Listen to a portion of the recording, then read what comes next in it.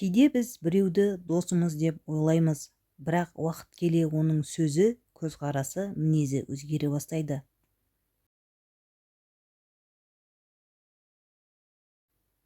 Себебі кейбір адамдар сырттан дос болып көрінгенімен іштей қызғаныш сезімін жасырып жүруі мүмкін.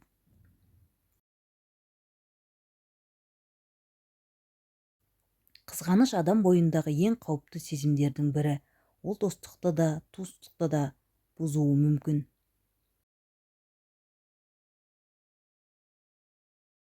Сондықтан адамның сізді қызғанатынын ерте байқап түсіне білу маңызды. Сен жетістікке жетсең, ол үндемей қалады. Сені біреу мақтаса, оның көңілі бұзылады. Ал сен қателессең, ол бірден соны айтып шығады.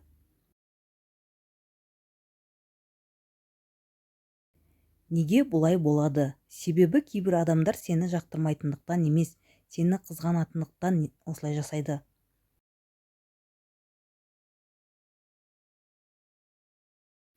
Адамгершілік адамның сыртқы бейнесінде емес, жүрегінің тереңінде жатады. Байлық та, атақ та уақытша. Ал адамға деген шынайы мейірім мен адалдық мәңгілік құндылық.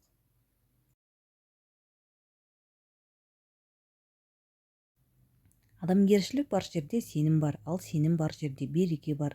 Бір-біріне құрметпен қараған қоғам ғана шын мәнінде дамиды. Адамгершілік қиын сәтте сыналады. Жақсы күнде бәрі жақсы көрінеді. Ал нағыз мінез бен ниет адамның тар кезде жасаған әрекетінен байқалады.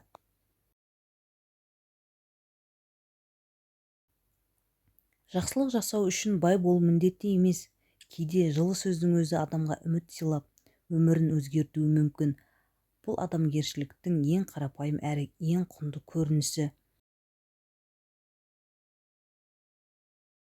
Адамгершілік өзгенің қателігін кешіре білу, әлсізін қорғау, мұқтажға көмектесу. Бұл қасиеттер адамды адам етеді.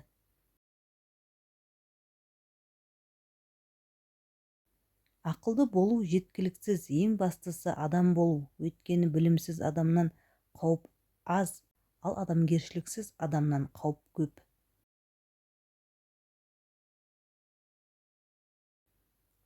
Адамгершілік сөзде емес, істе. Көп сөйлеп, аз істегеннен гөрі үнсіз жүріп жақсылық жасаған абзал.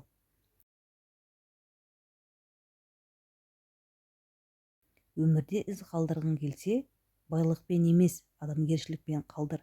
Себебі адамдар сенің не айтқаныңды емес, оларға қалай әсер еткеніңді ұмытпайды.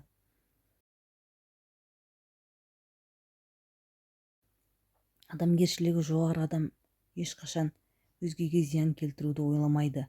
Ол өз бақытының кілті өзгеге жасаған жақсылығында екенін түсінеді. Адамгершілік тәрбиеден басталады, бірақ оны сақтау әр адамның өз қолында. Қандай жағдайда да адам болып қалу ең үлкен жеңіс.